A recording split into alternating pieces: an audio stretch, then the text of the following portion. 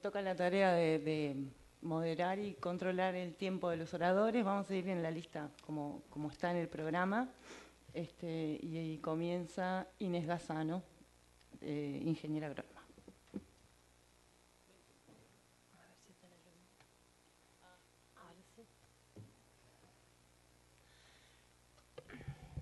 Está prendido. Hola, buenas tardes. Muchas gracias antes de comenzar por la invitación. Me parece una buena idea esto de empezar a trabajar, digamos, colectivamente temas, y en ese sentido acepté la invitación, así que agradezco nuevamente.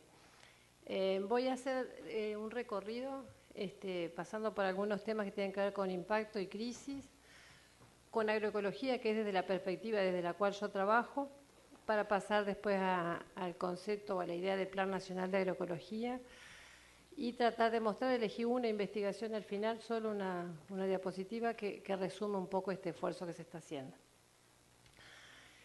En primera medida estamos frente a un modelo de producción y de desarrollo que para distintos autores se vincula con una emergencia de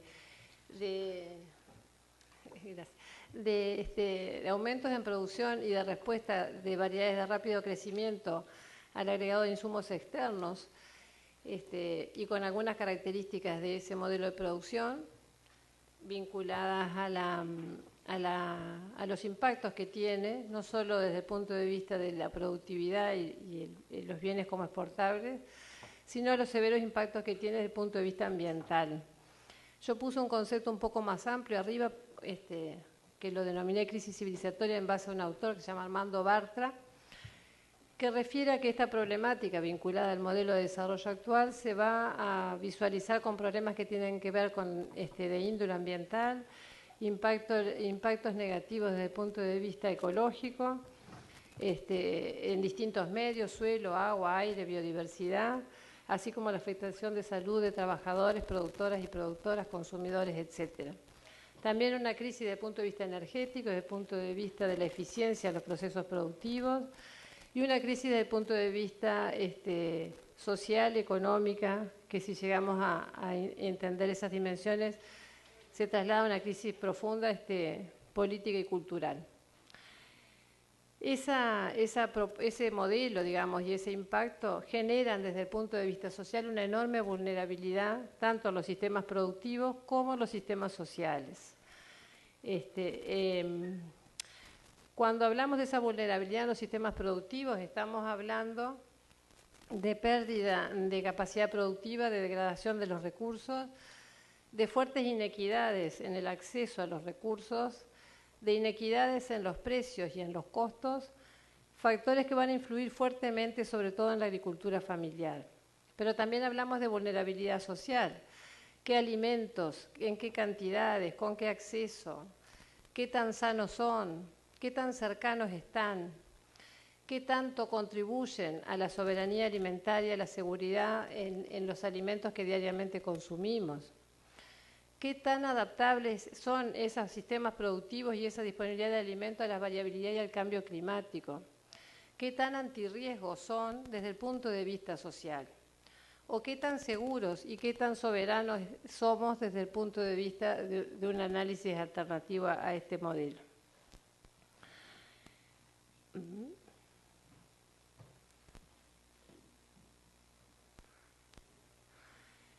En los últimos 10 años desaparecen del campo a razón de 1.100 productores familiares y productoras, y en los últimos 10 años 21% de los agricultores han abandonado el campo.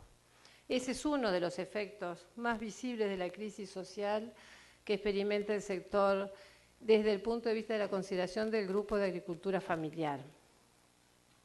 Este es un titular del diario Brecha, con una encuesta encargada por el Ministerio de Ganadería, Agricultura y Pesca, buscando saber la percepción social en relación al agro uruguayo.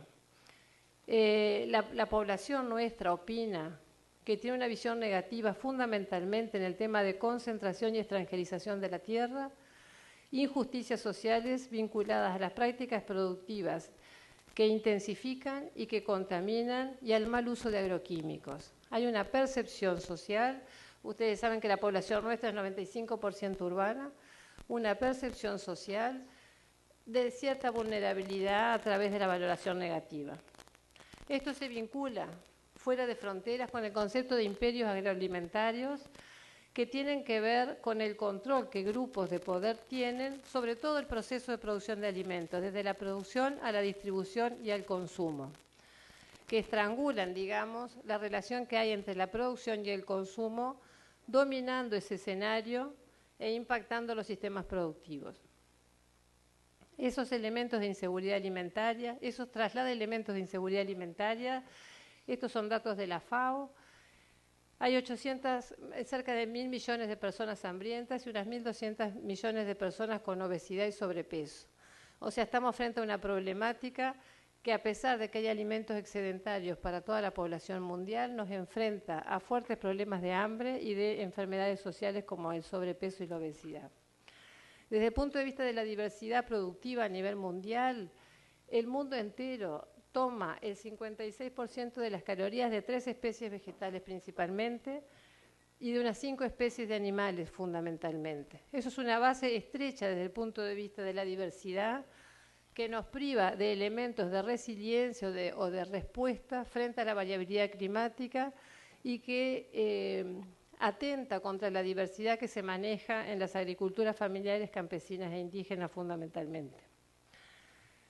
La agricultura tiene a su cargo, además, una contribución del 13 al 18% de los gases de efecto invernadero en términos generales, consume el 70% del agua dulce, representa pérdidas de suelo de 24 millones de toneladas por año, 20% de las tierras cultivadas ya tienen disminución de su productividad, 24% está en procesos de desertificación y hay pérdidas de floresta del 78% en los últimos 60 años. En ese contexto aparece la urgencia de considerar el término y la idea y la fuerza que tiene el concepto de soberanía alimentaria desde el punto de vista del derecho que tienen los pueblos a definir sus propias políticas agrícolas y estrategias de producción, para garantizar el derecho a la alimentación para toda la población en base a la producción de pequeña y mediana escala, con respecto a la identidad o a la propia cultura que define cómo producir, qué producir, con qué estrategias producir y comercializar, revitalizando los espacios rurales. Es decir, que el concepto de soberanía va mucho más allá de la seguridad alimentaria. Es un concepto que implica la disponibilidad y el acceso a alimentos sanos o inocuos para la población, pero también los elementos vinculados en la política que refieren a cómo se accede y manejan y se gestionan los bienes naturales para producir para toda la población alimentos de calidad que no dañen el medio ambiente y que permitan satisfacer la demanda social. Quiere decir que no estamos cubriendo desde el punto de vista soberano la alimentación en nuestro país, porque hay gente que no accede a esto y hay gente que está accediendo a alimentos de mala calidad y hay sistemas que se están degradando y hay agricultores que están desapareciendo.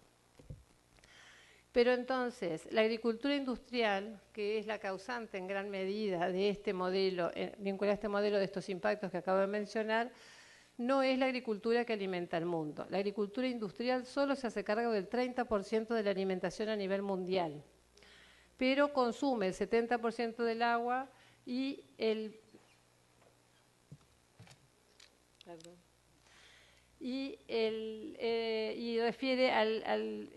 usa el 70-80% de la tierra arable.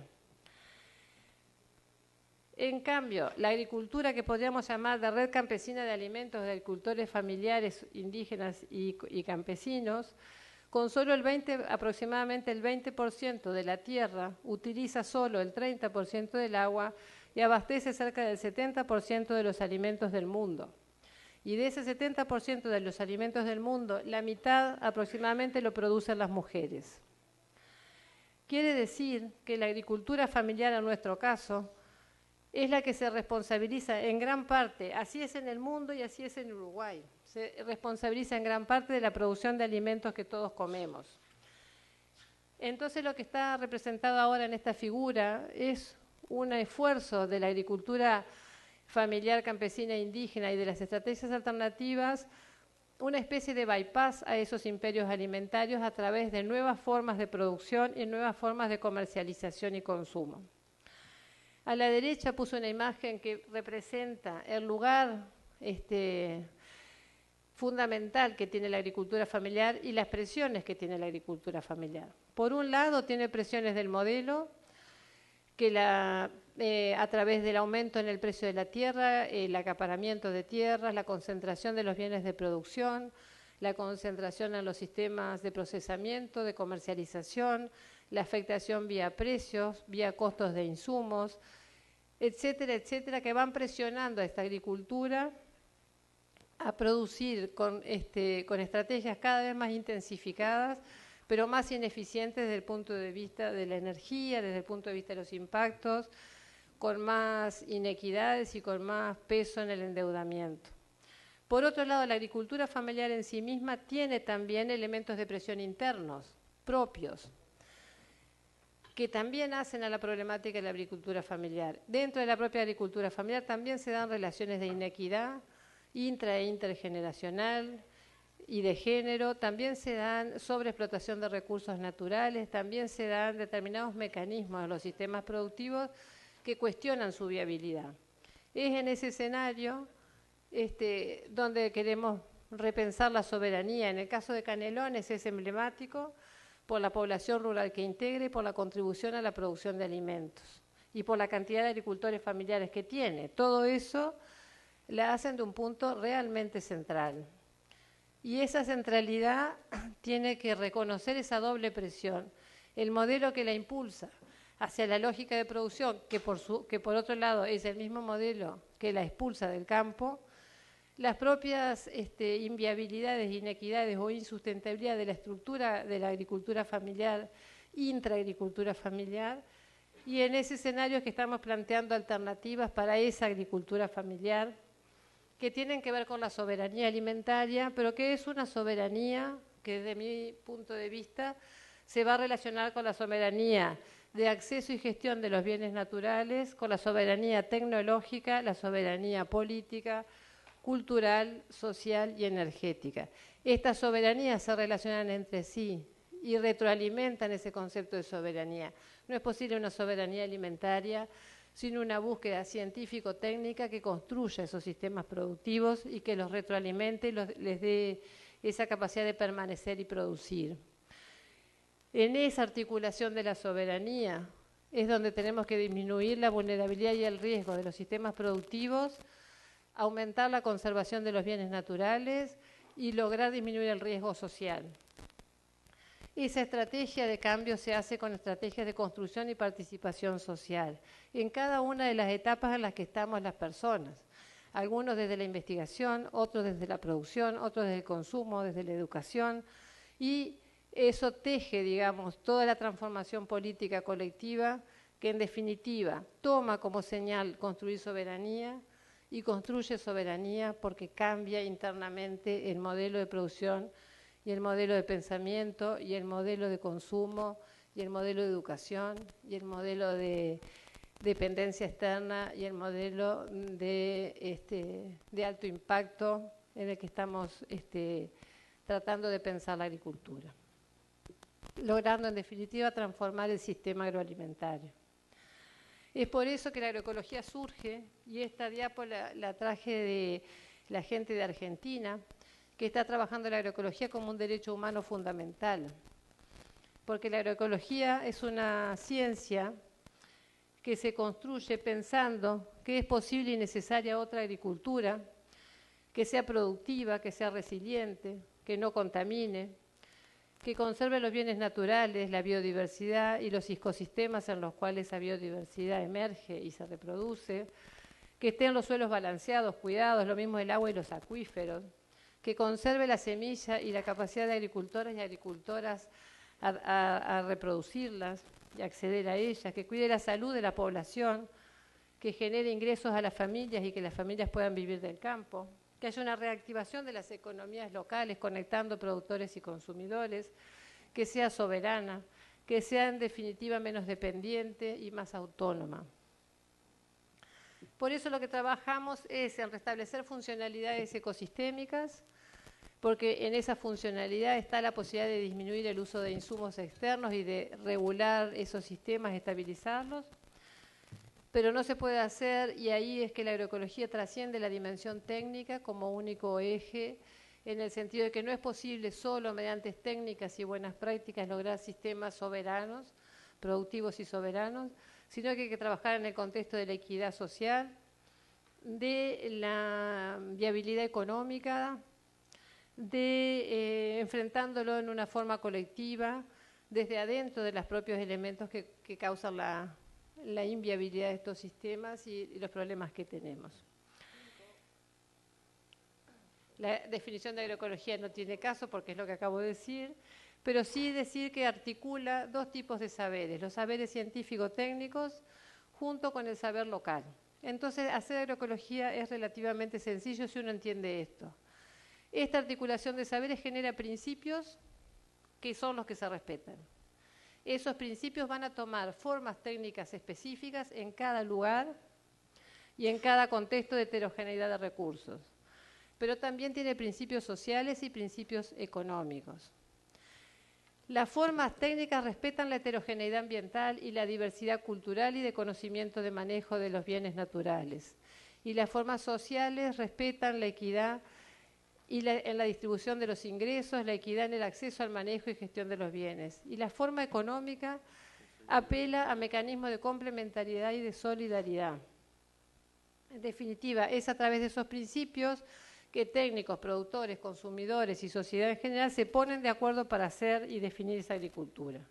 Por lo tanto, la agroecología articula dimensiones técnicas y ecológicas, dimensiones sociales y económicas y dimensiones políticas y culturales. Y es en ese trasvase, en estos tres ejes que el campo cambia. Es en esta articulación que la agricultura familiar encuentra una vía de solución.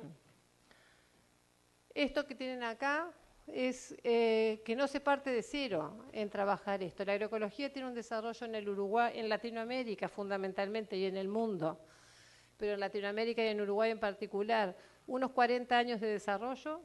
Arranca por el 1939 con las contribuciones de un agrónomo ruso que se llamó Vasil Benzín y hace una larga trayectoria. Lo que tienen ahí son hitos históricos de una historia que seguramente tiene más elementos, pero que marcan el inicio con un grupo de productores y productoras, estudiantes y docentes universitarios y organizaciones sociales que cuestionan el modelo y que va transitando hasta un momento en el 2005 y 2004 y 2005 donde se consolidan la red de agroecología del Uruguay y la red de semillas nativas y criollas y en el 2007 la Sociedad Científica de Agroecología, que hacen posible llegar a plantear un plan nacional de agroecología.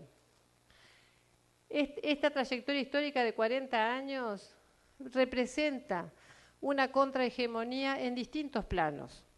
En el plano productivo, en las denuncias ambientales, en la capacidad de conservar semillas nativas y criollas, reproducirlas, en la educación a través del programa de huertas escolares, en procesos de jóvenes que acceden a tierra, en procesos de certificación participativa de la red de agroecología, en procesos de mujeres y organización de producción, en la economía a través de circuitos y mercados de proximidad, en la cocina a través de compañeras, por acá anda Laura, que están reivindicando el uso de frutos nativos y el acto alimentario, político y agrícola de comer, en investigación, en formación, en estrategias políticas, en red de huertas comunitarias, en el etiquetado de transgénicos, entre otros elementos.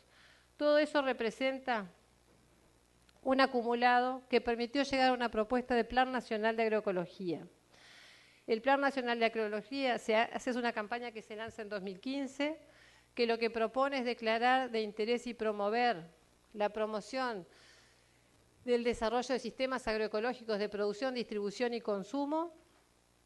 Para ello plantea crear una comisión que será la encargada de elaborar, que esté representada por mitad de instituciones de sociedad civil y mitad de instituciones del Estado, y tiene 9 ejes de acción, encabezados por la soberanía y seguridad alimentaria, seguido por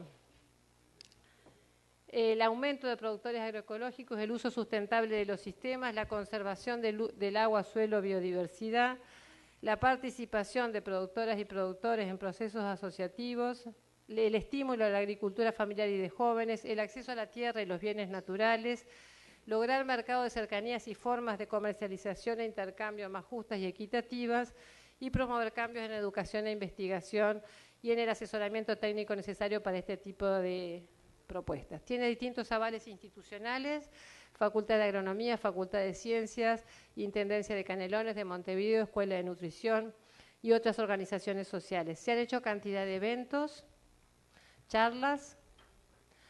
El proyecto de ley ingresó el 4 de agosto del 2016 y recientemente, el 16 de agosto de 2018, 2 años después, fue recibida por la Comisión de Agricultura del Senado, las organizaciones que impulsan el plan, y está actualmente bajo estudio. Entonces, la disputa o el punto en discusión sobre soberanía enfrenta 3 escenarios posibles que para mí están a la base de la discusión. Uno, si es el mercado que va a comandar la agricultura a través de transgénicos y su paquete asociado a través del mecanismo de competitividad en el mercado. Si es la tecnociencia en el comando de la agricultura de precisión, promoviendo la eficiencia de los sistemas a través de mejorar ecológicamente los mismos como única alternativa de salir de este problema, o si el comando va a estar en la sociedad y la agricultura familiar campesina en clave de soberanía alimentaria. Evidentemente estoy planteando que el punto 3 de la investigación es el que nos puede ayudar a ir a resolver este tema. Entonces planteamos lograr una transición del modelo de producción, del sistema agroalimentario, del proyecto de sociedad, de la identidad con la cual trabajamos, la identificación con el proyecto, del paradigma científico, del diseño, de las escalas que se articulan del predio al paisaje, de la dimensión socioeconómica y trascender de lo individual a lo colectivo. La agroecología, además de trabajar ahora la etapa de transición, está trabajando en el escalamiento de la propuesta, pensando en un proceso que conduzca a cada vez un mayor número de familias a vincularse a gestionar los territorios bajo la propuesta agroecológica. Y lo que traje es una última diapo de una de las últimas investigaciones que estuvimos haciendo, que muestra, en este caso es un tema que trabaja el tema de las juventudes y el acceso a la tierra, y muestra un proceso que inicia en 2002, en la crisis económica, y vamos mostrando las alianzas sociotécnicas. En este caso es el Grupo Social Aldea Abatí, que accede a tierras del Instituto Nacional de Colonización con un proyecto agroecológico. Y en esa espiral que se va amplificando, si ustedes ven, hay una serie de alianzas sociotécnicas que tienen que ver desde procesos educativos, participación política, vínculos con la red de agroecología, la red de semillas, la universidad, etcétera, etcétera, y termina al final arriba situándose este colectivo en la tierra, pero si ustedes ven, surgen 4 colectivos más: el ombú, el abrojo y los parientes, junto con grupos orgánicos que están vinculados a las redes de agroecología y de semillas. Esto representa en unos 14 años un proceso de territorialización de una propuesta que logra contrahegemónicamente instalarse en el sistema, disputar el acceso a los bienes, gestionarlos y hacer un proyecto agroecológico. Ello, junto con unos 160 productores certificados y unas 330, 400 familias vinculadas a la red de semillas, muestran que hace más de 30 años que existe gente trabajando en agroecología con excelentes resultados y que están ahí para impulsar este cambio hacia la soberanía alimentaria en la agricultura familiar, que nosotros entendemos que tienen que recibir el impulso del Plan Nacional. Muchas gracias.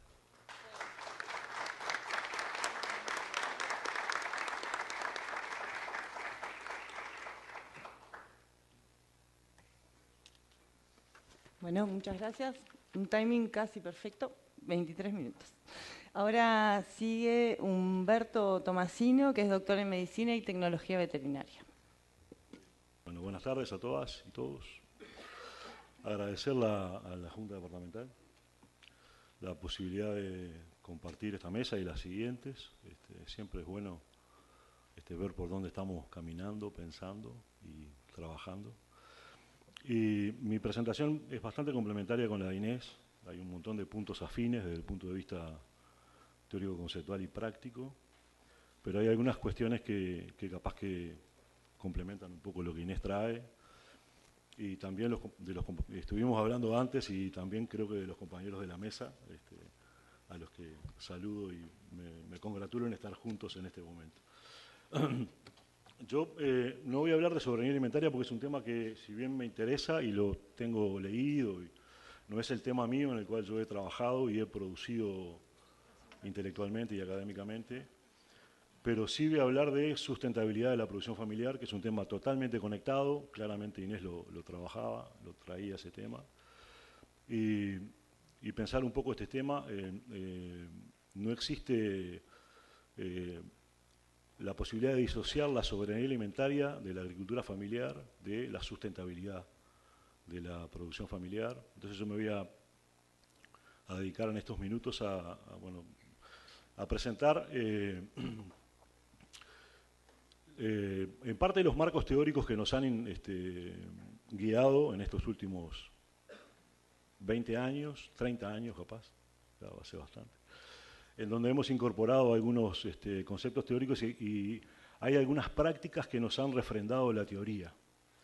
De alguna forma esta manera de pensar, este conjunto de ideas, que son teorías que dan cuenta de la realidad, uno intenta plasmarlas en ver lo que pasa en la realidad, qué es lo que pasa en la práctica. Entonces, porque muchas veces uno quería entender lo que pasaba en la realidad rural latinoamericana y particularmente en Uruguay, y sin una luz teórica que dé cuenta de eso, es muy difícil a veces entenderlo. También decir que esta concepción teórica no es una concepción unánime, es una concepción que está en disputa, tal cual la que planteaba recién Inés. Es una concepción que se para políticamente en algunas concepciones teóricas, pero que nosotros hemos, por lo menos en nuestra experiencia, refrendado en la práctica. Y yo, si bien Inés planteó la realidad de la agricultura familiar uruguaya con datos del censo 2011, no tenemos datos nuevos, hay algún dato parcial de algunos sectores, pero yo no los traje, pero sí quería, a ver si puedo pasarlos, ahí. Primero mostrar el dato de Desganga, que es un compañero de la Dirección de Desarrollo Rural, de dónde están los productores familiares. Esta con la definición de productor familiar que usa el Ministerio, la Dirección de Desarrollo Rural. Y hacer constar un desarrollo muy importante a nivel nacional. Son casi más del 70% de los productores uruguayos, el 75%. Y marcar que el 24%, según datos del censo de 2011, están en Canelones. Y esa es una realidad que uno sale a la campaña de Canelones y la ve claramente. Cuestión que no pasa en otros lados de una forma tan concentrada. Lo otro que quería mostrar era esta visión de una retrospectiva histórica de la producción familiar y sobre todo de lo que ha pasado con el agro nacional a nivel de su estructura agraria.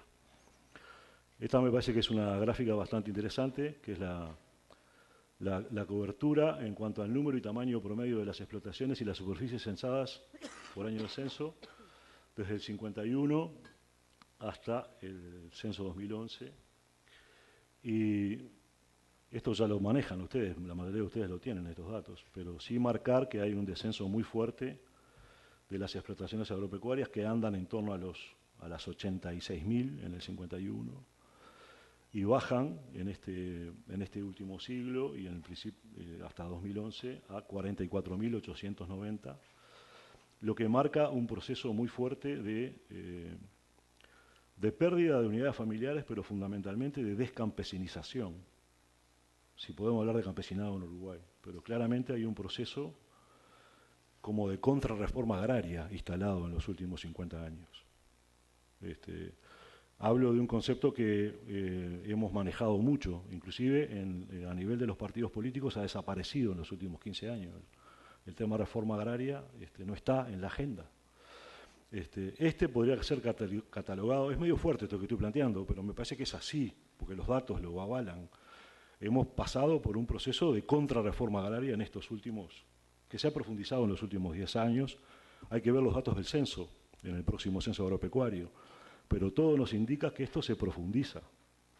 Nosotros estamos trabajando en territorio, hemos hecho algunas investigaciones pero el proceso de descampesinización, permítanme decirlo así, creo que se ha agravado, tiene un montón de causales, pero creo que se ha agravado en los últimos tiempos, sobre todo en la primera década del siglo XXI. Estos son los datos, no voy a entrar en los datos, están ahí, estos son datos oficiales del censo. No voy a entrar en estos datos, pero sí marcar que en la fracción esa que está en las dos filas que están marcadas en rojo, que son las unidades de producción, entre 1 y 99 hectáreas, hay una pérdida muy fuerte en los últimos 10 años, fuertísima. Hay una pérdida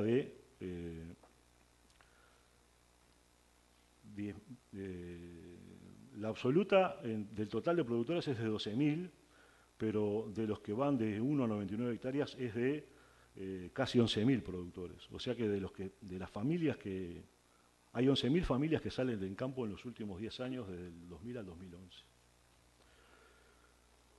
Ahí están los datos por rubro, no voy a entrar en eso, pero lo que sí nos parecía es que era importante entender por qué ese proceso de diferenciación social, así lo podemos designar desde el punto de vista técnico, y bueno, ¿qué nos explica eso? Y si bien no hay estudios, yo por lo menos no conozco, capaz que hay algún estudio en profundidad que explique por rubro los factores causales de la desaparición, nosotros para el periodo hicimos alguna investigación que nos permitió entender que había algunos factores causales, y voy a presentar datos para la ganadería familiar, que es el dato que tengo. Y es un dato viejo porque es el dato que refiere a este periodo.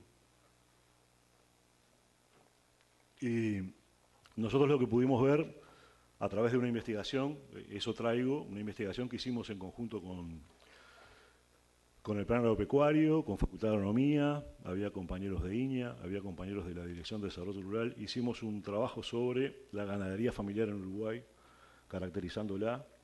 Ahora voy a presentar algunos datos que nos dan cuenta de por dónde pasa, o por lo menos qué factores explicativos son los que nos explican, valga la redundancia, la desaparición de una fracción de la producción familiar ganadera, que es el dato que voy a presentar, que también es muy presente en Canelones. Hay una ganaderización muy fuerte de Canelones en los últimos 20 años. Eso uno lo puede ver cuando sale a recorrer. Y yo, por ejemplo, la semana pasada hicimos con la Agencia de Desarrollo, en el marco de la Maestría en Desarrollo Rural, de Extensión Rural, de Facultad de Veterinaria, hicimos una gira. Bueno, uno anda siempre en la vuelta, ¿no? Pero el proceso de la ganaderización en Canelones es muy fuerte. Bueno, pero entonces avanzando en esto de qué modelo conceptual puede explicarnos esto de la desaparición. Bueno, y qué dato empírico tenemos, que no es completo, no es global, pero sí es un dato empírico que hicimos en esta investigación. Y ahí nosotros, voy a mostrar, nosotros lo que generamos fue un proceso de evaluación de la sustentabilidad de la ganadería familiar en el momento en que estaba ocurriendo el periodo intercensal 2000-2011. Y ahí lo que les digo más o menos cómo fue la característica de la investigación. Hicimos con la base de datos del Plan Ganadero del Ministerio de Ganadería y la base de datos del Plan Agropecuario, que la tomamos toda en función de alguno de estos indicadores, hicimos una selección de 24 familias criadoras, menores de 500 hectáreas, básicamente criadoras, y en base a ese primer screening que hicimos sobre prácticamente, había un poco menos de 2.000 familias, elegimos 24 familias en función de un indicador de sustentabilidad que habíamos construido con los datos que nos dieron desde el Ministerio de Ganadería y desde el Plan Agropecuario, y elegimos, en función de eso, tomamos una muestra que fuera representativa de los niveles de sustentabilidad en estos casi 2.000 productores, y trabajamos con esos 2.000 productores con varias metodologías conjuntas. Hicimos, por ejemplo, una metodología en donde estudiamos en esas 24 familias, que son representativas de la ganadería familiar uruguaya, la toma de decisiones. Ahí usamos una técnica que se llama EGEA, Enfoque Global de la Explotación Agropecuaria, y vimos cómo era la racionalidad de las familias productoras, ese dato no está acá. Lo otro que hicimos fue hacer una caracterización en profundidad de la sustentabilidad de las 24 familias para entender cuál era su estado de sustentabilidad. Yo no definí sustentabilidad, la voy a definir rápidamente, que es el estado en el cual se encuentra, en este caso en particular, una familia que le permite condiciones de vida digna, y eso involucra no solamente lo productivo, sino lo social, manejando, conservando los recursos naturales. Esa podría ser una primera aproximación, que después teóricamente la vamos a desarmar, porque nosotros teóricamente nos paramos no en la sustentabilidad de la agricultura familiar, sino en los procesos de sustentabilidad que sufre la agricultura familiar en el sistema capitalista. Y ese es nuestro marco teórico. Y lo voy a explicar después. Es decir, más allá de pararnos en los sistemas agroalimentarios, nos paramos en una situación más global, que es el sistema global, el sistema capitalista como un todo, que es el que genera las condiciones de insustentabilidad de la agricultura familiar y del campesinado a nivel mundo y América Latina. Estos indicadores que estoy presentando acá, que trabajan con 3 ámbitos de análisis grandes, social, económico y ecológico, son los que, y ahí está la comparación entre 2008 y 2010, pero con un detalle, acá faltan 4 familias, porque hay 4 familias que estaban en 2008 y que no están más cuando hicimos la segunda llegada a las casas de las familias. O sea que hubo una desaparición de 4 familias, de las 24, 4 no estaban cuando volvimos en 2010. Si bien estos indicadores son relativamente interesantes, quiero mostrar los indicadores 2008, tengo datos de 3 porque uno no lo encontramos porque no estaba más. Sí encontramos a las familias, porque las pudimos ubicar, los datos que tenían las familias cuando hicimos la línea base, que es en 2008, y es esta que voy a presentar. Después, si quieren, les paso cómo construimos los indicadores. Hay un manual de indicadores. En este tema hemos trabajado, hablando de investigación, hemos trabajado bastante. No lo suficiente, pero hemos trabajado un poco. Trabajamos en indicadores de sustentabilidad de la producción lechera y ahí publicamos con Producción Responsable un manual de indicadores para los productores lecheros. Con este grupo procesamos una metodología para producción ganadera y en una tesis de grado con Oyarzábal hicimos un abordaje para productores de cerdo a campo, en donde trabajamos indicadores que son distintos, sobre todo a nivel de lo productivo. Pero quiero mostrarles, y ya lo ven, algunas de las cuestiones que fueron fuertes y que para nosotros son la explicación de por qué hay 3 familias, en este caso, que desaparecen a los 2 años cuando vamos a volver a hacer la encuesta después de la línea de base. Y abajo a la izquierda, no puedo marcarlo, aparecen 2 temas que son claves, que son la tenencia de la tierra y el ingreso. En 2 casos, la tenencia de la tierra y el ingreso se complementan para pensar que hayan sido las principales causas de la desaparición de la familia. En 2 casos, la tenencia insegura de la tierra en 2008, que aparece como indicador, es la que explica la no presencia de la familia cuando vamos en 2010. Recordar los estudios que tenemos del proceso de extranjerización y concentración de tierra en Uruguay, sobre todo los estudios que ha hecho Piñeiro y sus colaboradores, en donde dan cuenta del fortísimo proceso de concentración de la tierra en Uruguay y de la extranjerización de la tierra en Uruguay. Estos datos son de 2008. En 2008 hay datos bien fuertes en donde ahí aparecen precios de la tierra que se quintuplican y precios del arrendamiento que se quintuplican. Hay claramente una competencia muy fuerte para los sistemas familiares para mantener tierras que estaban en uso precario. ¿Van 5 o me quedan 5? Quedan 5. Bueno. Y después el nivel de ingresos. Acá hay factores explicativos bien importantes. Esta es una de las cuestiones que nos ha permitido entender un poco y ponernos de acuerdo con el modelo que nosotros entendemos que es el que da cuenta de la sustentabilidad o la insustentabilidad de la producción familiar. Y ahí yo recurro otra vez a Oyarzabal, que es uno de nuestros teóricos sobre campesinado más fuertes en Uruguay, que hoy está estudiando en México, que fue tesista mío y ahora fue tesista de Matías y ahora es tesista de Foladori. Y la explicación es, no voy a entrar en voy a entrar en el siguiente, es que hay un vínculo subordinado de la agricultura familiar con otros sectores de la economía. Claramente hay vínculos de dominación. Esta es una interpretación teórica que no necesariamente es unánime y compartible por todos. Inclusive es polémica, pero es la que nos permite entender a nosotros como equipo de investigación. Y nos hace pensar que si los vínculos subordinados son con estos 5 sectores o clases que se desarrollan tanto en el medio rural como en el medio urbano, en la sociedad en general, en la ciudad capitalista, probablemente haya que pensar estrategias que mitiguen los vínculos subordinados de la agricultura familiar con otros sectores. Y ahí aparece la estrategia de la agroecología, que traía claramente Inés.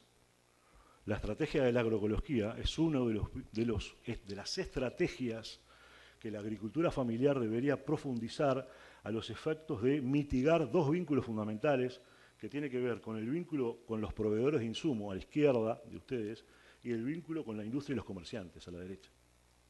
Ahí aparecen varias de las estrategias que nosotros, desde nuestro marco teórico, son las que debemos priorizar, que no están solo de portera adentro, sino que tienen que ver con lo contextual, con lo social, con los vínculos.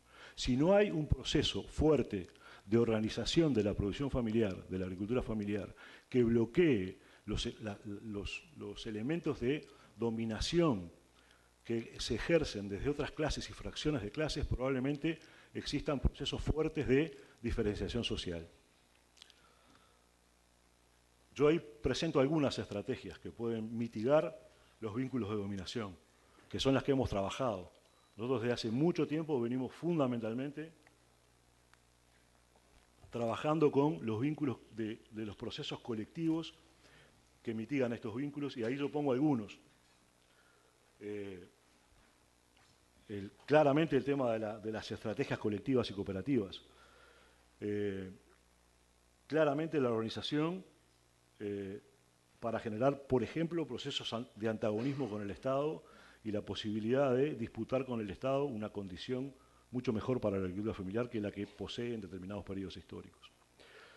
Pero yo agrego a este modelo teórico de Oyarzabal, agrego una cuestión que tiene que ver con lo que es la ley del valor, que abrevan otras teorías, que me parece que es complementaria, porque creo también que más allá de los vínculos subordinados que tiene la agricultura familiar con otros sectores o clases, también tiene, en el marco de una economía capitalista que básicamente tiene la competencia generada por el mercado, un proceso de competencia inclusive intrarramal, adentro de la agricultura familiar, que hace que los mejores niveles de productividad puedan en determinados momentos tener niveles mayores de penetración en el mercado, y siempre hablando esto no lo aclaré, de economías mercantiles. Estamos hablando de agricultura familiar con una fuerte presencia mercantilizada, que es en general la que acontece en Uruguay. Me quedan 5 y no sé, me queda 1. Y entonces quiero presentar para mostrarles el final cuál sería ese modelo teórico que nosotros estamos usando y que es el que da pie a algunas investigaciones que estamos haciendo ahora y que hemos hecho. Hicimos una investigación sobre procesos colectivos, la hicimos junto con la Comisión Nacional de Fomento Rural, en el marco del Más Tecnologías, que es el proyecto que lanzó la Dirección de Desarrollo Rural, e investigamos 24 procesos colectivos de agricultores familiares asalariados. Tenemos los resultados, no los traje acá porque no me iba a dar el tiempo, pero investigamos 23 procesos colectivos y en profundidad 3, en donde la posibilidad de la estrategia colectiva en campos colectivos puede ser una estrategia de mitigación. Y el modelo teórico que nosotros tenemos, que me parece que es interesante y que es lo que han norteado nuestras indagaciones e investigaciones, tiene que ver con pensar a los sistemas familiares como sometidos en una manera constante a las reglas que establece fundamentalmente la economía capitalista en la cual está inserta. Y ahí esa diferenciación social que hace que la gran mayoría de los agricultores familiares se diferencien hacia la proletarización y algunos muy pocos se patronicen y se agranden, muy pocos, la gran mayoría en general sufre un proceso de asalariamiento, pérdida del medio de producción y asalariamiento. Esa es la tendencia constante que hay a nivel de la economía capitalista. Por eso que la resistencia debería centrarse ahí, pero la superación de la economía campesina como una cuestión a largo plazo, pensando en la utopía campesina de la cual habla Chayanov, debería pensar una sociedad diferente, una sociedad postcapitalista, sin saber cuál modelo, pero en el marco de la sociedad capitalista actual difícilmente haya un proceso de sustentabilidad para todos los agricultores familiares en todo tiempo, porque el proceso y tendencia de diferenciación social que implica el vínculo subordinado con otras clases y la ley del valor hacen de que esta tendencia sea siempre presente. Nosotros entendemos que hay una contratendencia, hay un montón de contratendencias, y las marqué cuando hablaba de los distintos vínculos subordinados, que hacen de que podamos pensar estrategias de resistencia de la agricultura familiar. ¿Y cuáles son? Ya termino. Básicamente las políticas agrarias, sociales y los servicios públicos, porque hay una condición a nivel de la agricultura familiar en algunos espacios, no necesariamente en Canelones, pero en otros espacios del medio rural uruguayo, en donde hay condiciones de vida, en donde todavía las cuestiones sociales, culturales y educativas no tienen el nivel que merece la agricultura familiar. Segundo, creo que tenemos que repensar el modelo técnico y la eficiencia predial. El modelo técnico es el modelo de alta productividad y el modelo del agronegocio para todos los sistemas. Me parece que esa es una cuestión a pensar, lo trajo concretamente Inés y estamos completamente de acuerdo con lo que plantea. La agroecología es el modelo técnico. Yo les diría hoy, después de lo que he visto, y no solo acá, lo he visto en Colombia, lo he visto en Costa Rica, lo he visto en Nicaragua, lo he visto en Argentina, lo he visto en Brasil, el modelo técnico de la agricultura familiar y del campesinado necesariamente es la agroecología. No hay compatibilidad del modelo técnico de alta, del modelo técnico convencional, tal cual está concebido hoy, con la sustentabilidad de la agricultura familiar. Y lo tercero, como contratendencia, tiene que ver con los procesos de organización. No existe posibilidad de generar estas condiciones sin una fuerte organización autónoma de las clases subalternas del campo. Y acá uso otra categoría que es gramsciana. Y las clases subalternas del campo son el campesinado, los asalariados rurales y la población que hoy a veces ni trabaja de changas, que no se puede ni caracterizar como asalariado. Mientras no exista una estrategia a largo plazo de las clases subalternizadas del campo, generando condiciones de una sociedad distinta, probablemente sigamos viviendo escenarios de pérdida de familias a nivel rural.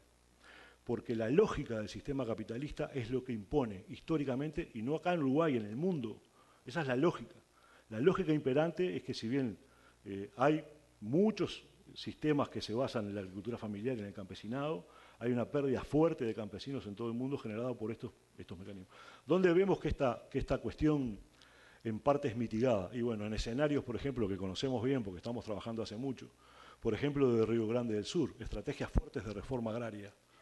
¿Generadas por quién? Por el Movimiento Sin Tierra, generadas fundamentalmente por esos fuertes de organización que politizan el campo, pero politizan no solamente el campo, sino la sociedad como un todo. Entonces yo quería introducir esta concepción, que yo sé que es altamente polémica, y sobre todo para muchos técnicos que vemos acá, porque eso uno piensa que con técnica a veces resuelve, inclusive con agroecología, vamos a resolver el tema campesino. Yo creo que la agroecología es una de las herramientas políticas, pero que la organización es la clave para la resistencia y superación, usando ahí un concepto que usa Horacio Martín de Carvalho, que es el intelectual más grande que ha pensado el tema campesino en Brasil, lo hemos traído varias veces y con él hemos aprendido. Quería dejarla por ahí, estoy pasado, y les agradezco la atención.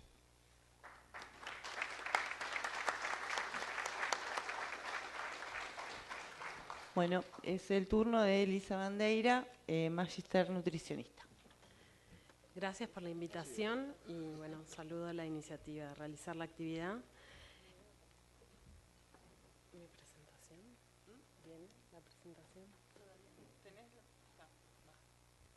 yo voy a...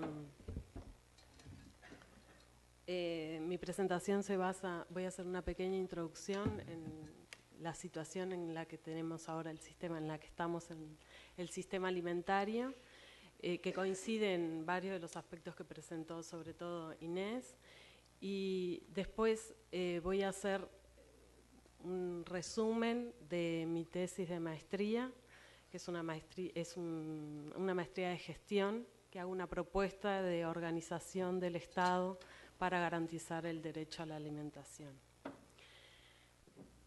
Con este paso, entonces.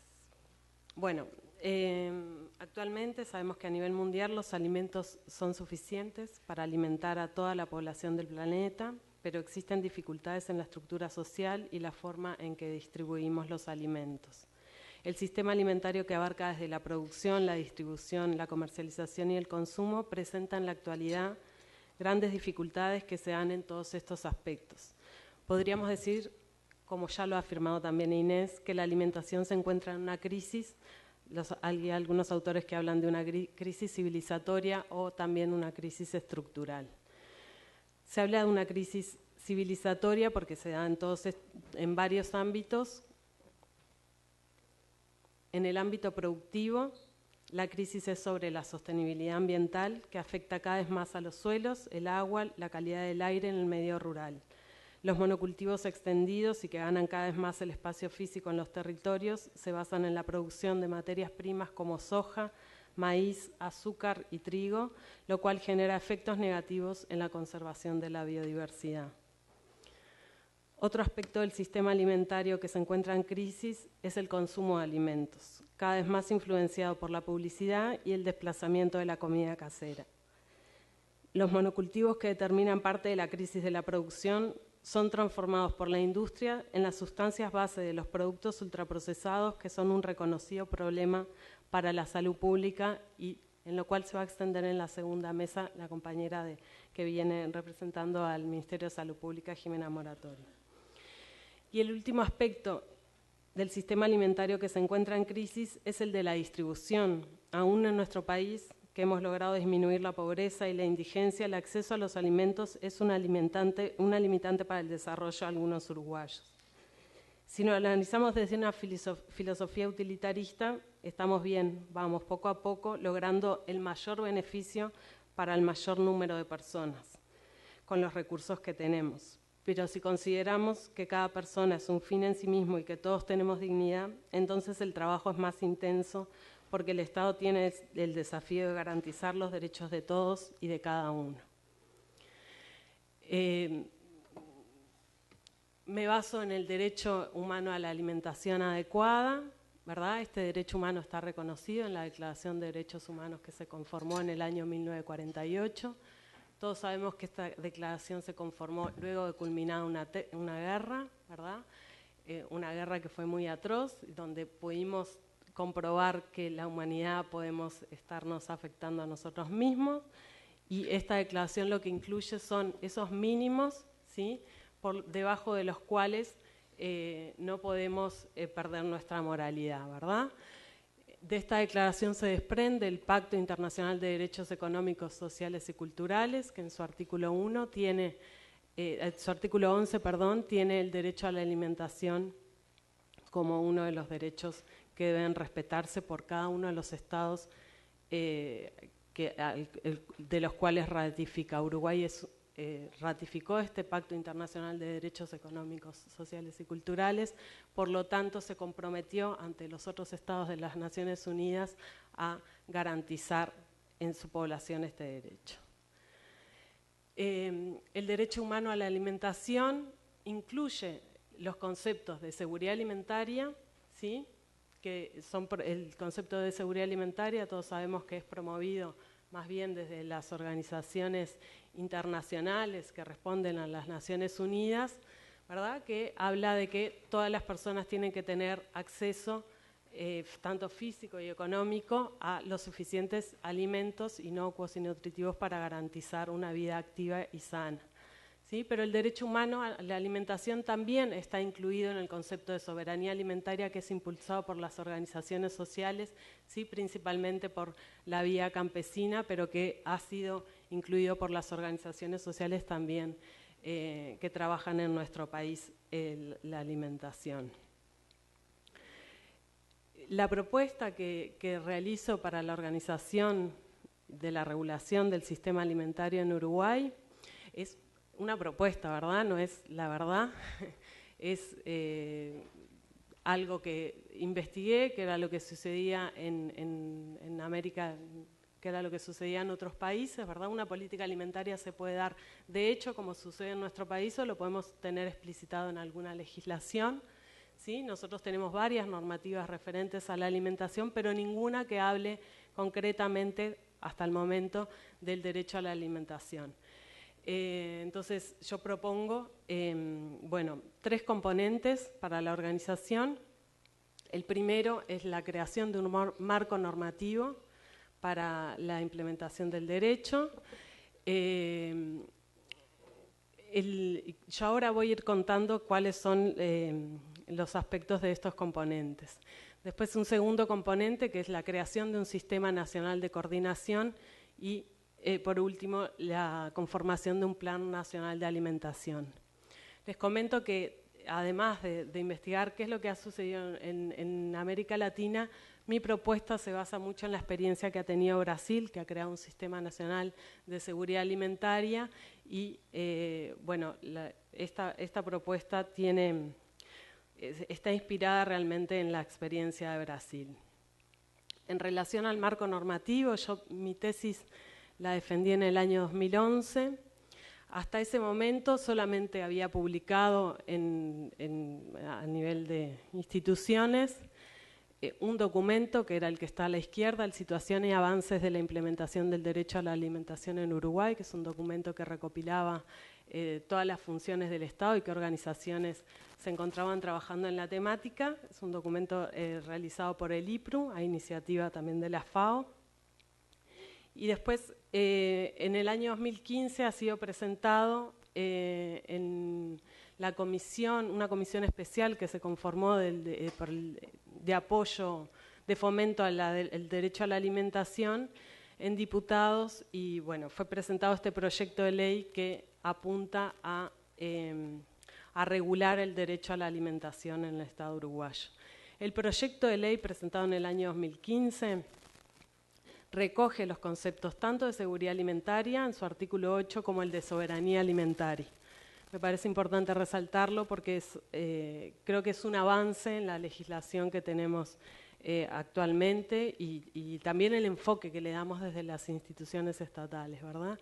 En este momento, este proyecto de ley que fue presentado en el 2015 se encuentra en la Cámara, en la Comisión de Población y Desarrollo, y bueno, está a estudio de los diputados y realmente sería algo muy importante que pudiera avanzar porque eso permitiría continuar en el siguiente componente que es el que planteo en mi trabajo. Planteo la creación de un sistema de coordinación donde las diferentes instituciones estatales que están relacionadas con la temática puedan definir concretamente cuál es su rol, su objetivo, sus competencias, cuáles son los ámbitos de coordinación, ¿verdad? Y cuáles son los programas que se llevan adelante en cada uno. Esto en realidad se da de hecho, cada una de estas carteras se encarga de la política sanitaria, ¿verdad? Por ejemplo, el caso del Ministerio de Salud, el MIDES tiene en su ley de creación el derecho a la alimentación como uno de sus cometidos, están sus primeros objetivos. Y después ha ido creando, ¿verdad?, algunos programas, como el programa Uruguay Crece Contigo, que tiene un componente nutricional muy importante. El INDA, que tiene su fecha de creación ya hace unas décadas atrás, pero que ahora está integrado también al Ministerio de Desarrollo Social. El Ministerio de Ganadería, Agricultura y Pesca, que también tiene una tarea muy importante en una política alimentaria, ¿verdad?, pero que sería muy bueno que pudiera incluir este enfoque del derecho humano a la alimentación. Y bueno, el Ministerio de Educación y Cultura y todo el ámbito de la educación, que tiene tanto programas alimentarios de asistencia como las competencias para formar y ayudarnos en la educación formal aprender también sobre cuál debería ser, ¿sí?, la alimentación, una alimentación saludable. El sistema de coordinación yo lo planteo no solamente en el ámbito de un gabinete, ¿verdad?, que eso sería más bien la coordinación con la definición de los objetivos de cada una de las instituciones, sino que ese gabinete también tuviera la opinión de un consejo intersectorial, ¿sí?, con aportes de las organizaciones sociales y de la sociedad que se encuentra en los territorios, ¿sí? Esto lo planteo en realidad porque considero que la democracia representativa es algo que no alcanza, ¿verdad?, para poder garantizar los derechos, que es necesario que las personas puedan incidir en la conformación de la política pública. Entonces, la creación de un consejo intersectorial donde ámbitos de participación con real incidencia puedan estar tomando decisiones sobre la política alimentaria, creo que es algo que sería, que podría ayudar a mejorar la política alimentaria, ¿verdad? Esto de la democracia más bien participativa en nuestra historia, en realidad bastante reciente, es una intención, ¿verdad? Y hay mucha legislación que apunta a que los actores sociales participen en la política pública y puedan decidir en los territorios, pero en el caso de la alimentación es realmente complejo llevar adelante realmente la incidencia de los actores sociales en la implementación de los programas y de la política. Tenemos diferentes ámbitos de participación social. En el caso, por ejemplo, del MIDES, tiene instauradas las mesas interinstitucionales de políticas sociales, donde es un ámbito donde se habla de alimentación, ¿verdad? También está la ley de descentralización política y participación ciudadana del año 2009, que crea los municipios, donde también hay un espacio ahí para que las personas podamos participar desde los territorios. Tenemos la ley 18.308 de ordenamiento territorial y desarrollo sostenible. Bueno, ustedes acá en Canelones recientemente tuvieron la discusión del plan de ordenamiento territorial, que creo que le han dado bastante apertura para que las personas participen. Creo que es un lugar muy importante donde participar y poder volcar la voz y lo que se piensa. Pero muchas veces todas estas mesas interinstitucionales confunden, ¿no? Y no nos dejan claro en cuál es el lugar donde debemos participar para los diferentes ámbitos. En el caso de la alimentación, esto nos genera un tremendo desafío. También no lo mencioné, pero está el logo ahí de las mesas de desarrollo rural del Ministerio de Ganadería, Agricultura y Pesca, donde también se tratan aspectos de la alimentación, sobre todo lo que tiene que ver con el sector productivo, pero que después eso tiene incidencia en la alimentación de la población. No solamente las personas pueden participar a través de los territorios con la diferente normativa que ya está creada, sino que también hay organizaciones de la sociedad civil que se han mostrado, ¿verdad?, interesadas y que trabajan en torno a esta temática. Acá está la identificación de las organizaciones que yo relevé en su momento, y a la derecha está una actividad que se va a hacer mañana, que es organizada por dos organizaciones sociales que en su momento, cuando yo hice la tesis, no participaban activamente en la temática de alimentación como una voz como una organización social que diera su voz, ¿verdad?, desde su lugar. Y en este momento lo que está presentando es a discusión el tema del derecho a la alimentación en el Uruguay, y estas organizaciones son el sindicato de Linda y el sindicato de MIDES. Quizás ustedes saben, en este momento están en una situación de conflicto, podría decirse, con las instituciones, y creo que es un momento, una oportunidad para que estas personas que trabajan en estas instituciones puedan también incidir, ¿verdad?, y y aportar para crear y seguir construyendo la política alimentaria. Algunas actividades que se han realizado en torno al tema de la sociedad, de la soberanía alimentaria, donde las organizaciones de la sociedad civil han participado, son actividades que se hacen, no sé, cada 2 años por lo menos. Y bueno, el tercer componente, que es la creación de un Plan Nacional de Alimentación, lo cual planteo que debe estar en coordinación con la participación ciudadana, ¿verdad? El Plan Nacional de Alimentación planteo que se haga a través de conferencias, ¿sí?, tanto nacionales como departamentales, y conferencias específicas con las organizaciones sociales.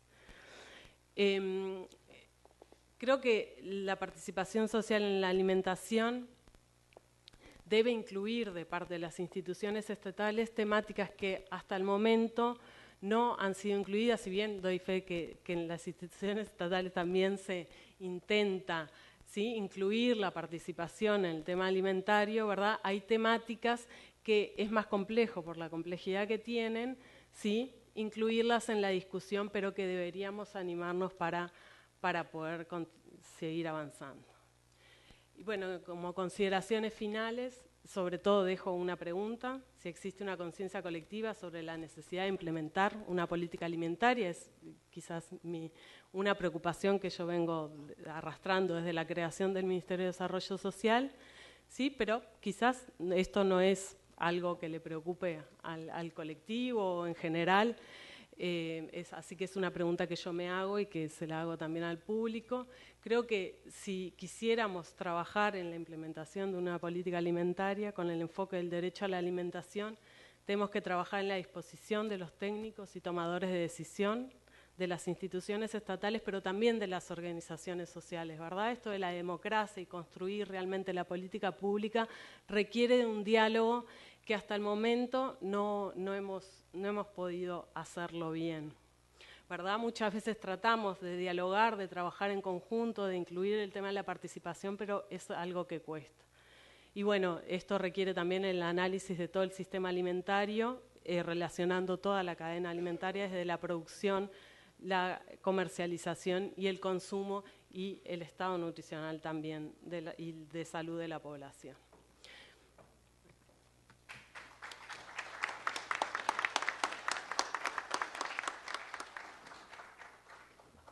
Bueno, muchas gracias. No pregunté cómo se pronuncia el apellido.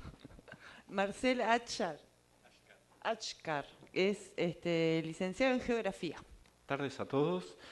En primer lugar, agradecer la invitación para discutir sobre estos temas y también felicitar la iniciativa de generar un foro sobre este tema. Bueno, tal cual lo planteaba Humberto, la mesa tiene una serie de coincidencias en cuanto al enfoque y la importancia de esta temática. Entonces, voy a intentar agregar algunos elementos que aporten a la discusión. En primer lugar, esta mesa intenta trabajar sobre ese vínculo entre soberanía alimentaria e investigación. Y justamente este es uno de los ejemplos en que la investigación viene detrás de las motivaciones de colocar un tema por parte de las organizaciones sociales. Recién estamos comenzando como academia formal a investigar en estos temas. Un tema que fin del siglo pasado, principio de este siglo, Vía Campesina, como organización social que nuclea una diversidad de actores vinculados a la vida campesina, coloca el tema en debate a nivel internacional. con una definición muy práctica, operativa y muy simple, pero muy profunda, que es el derecho de los pueblos, países, estados a definir sus políticas agrarias y alimentarias. Digamos, un concepto muy claro, muy contundente, y que luego tuvieron que pasar más de una década para que la academia comience a trabajar sobre estos temas. Reconociendo el éxito de la propuesta de Vía Campesina. Porque en la década del 90 nos hablaban de soberanía y pensábamos en los temas militares, territoriales, de Estado, políticas de Estado. Hoy, progresivamente, en un número creciente de la población, hablamos de soberanía y directamente pensamos en soberanía alimentaria, como un concepto que se instaló en la sociedad, vinculado a el conjunto del desempeño de las actividades de las sociedades. Como decía Inés, esto se vincula a la soberanía energética, a la soberanía tecnológica, a la soberanía de gestión de los bienes de la naturaleza, etc. Y además se instaló en el conjunto de la sociedad este tema con un valor positivo, o sea, un escenario o un elemento deseable, alcanzar la soberanía alimentaria. Y eso nos lleva a reflexionar como sociedad en una serie de preguntas. ¿Qué producir? Digamos, ¿qué es lo que tenemos que producir en nuestros espacios agrarios? ¿Para qué tenemos que producir? Bueno, prácticamente hasta la década del 80 y del 90 del siglo pasado, era una verdad incuestionable que teníamos que producir para el mercado. Bueno, hoy en la instalación de esta discusión y las discusiones que se plantean desde las organizaciones sociales nos llevan a replantearnos esto. ¿Cómo producir? Los aspectos técnicos. ¿Cuánto producir? Digamos, que también esto implica cambios de paradigma. Todavía el paradigma de la agricultura industrial nos dice que el objetivo es producir más por unidad de superficie. Bueno, como planteaban los compañeros, la agroecología nos cuestiona sobre esto y nos hace preguntarnos cuánto tenemos que producir. La otra pregunta, que también está vinculada con estos elementos, es ¿dónde producir? No es lo mismo en cualquier lugar, de acuerdo a la distribución de los bienes de la naturaleza y las características de los territorios, producir una u otra cosa. Y por último, una pregunta un poco más compleja, que es cómo establecer las redes que involucren la producción, la distribución y el consumo. Digamos, porque anteriormente a colocar esto en debate, la producción, la distribución y el consumo en los temas agrarios circulaban por compartimentos separados. Bueno, aquí estamos intentando discutir estos elementos. Y esta situación nos enfrenta en Uruguay a que tenemos muy pocas investigaciones en profundidad sobre la soberanía alimentaria. Y que se vincula a algunos elementos que ya están planteados desde la definición inicial, que es la vinculación de la soberanía alimentaria con la escala de producción, con la producción familiar, con alimentos sanos, con mercados de cercanía. Y eso nos lleva a replantearnos algunos temas que estuvieron en discusión a nivel internacional. Y es que si hacemos los análisis, hoy Inés planteaba las cifras, pero es bueno reflotarlas, más de la mitad de la población del mundo es campesina. Y a veces, y en general, nos comportamos en los análisis políticos como que eso no existiera. La realidad de Uruguay es distinta, pero en escala mundial eso es así. Y de esa mitad de la población, las 3/4 partes producen sus propios alimentos. Y esa población es responsable de la alimentación de más de la mitad de la población del mundo.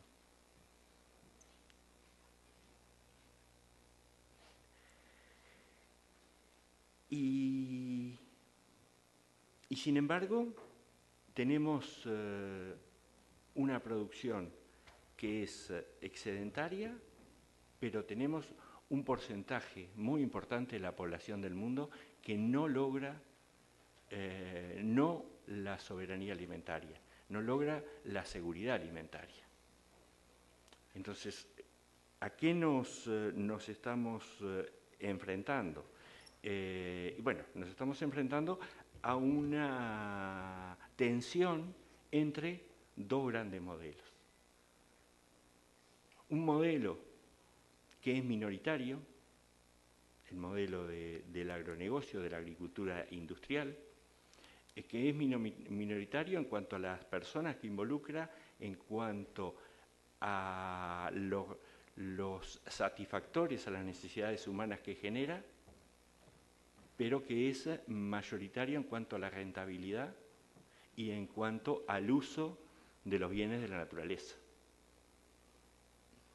Y eso está en el fondo de la cuestión, porque nuestros incipientes trabajos nos enfrentan a situaciones de que, por ejemplo, Uruguay no tiene ninguna restricción para tener cubierta la soberanía alimentaria, desde el punto de vista biofísico, de la disponibilidad de recursos naturales.